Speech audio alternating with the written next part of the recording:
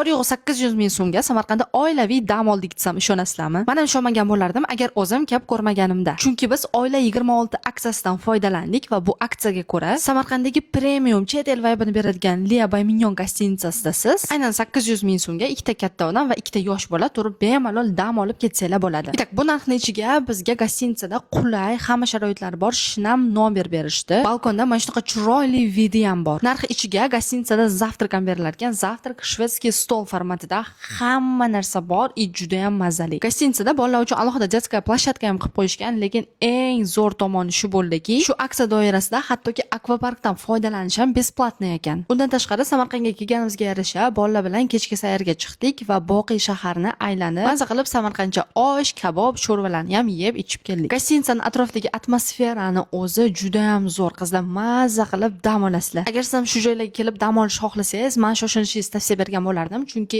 aksiya 20-avgustgacha davom etadi. Videoni bo'lsa birga kelib shu joylarda dam olish xohlagan insoningizga srochno yuborib qo'ying.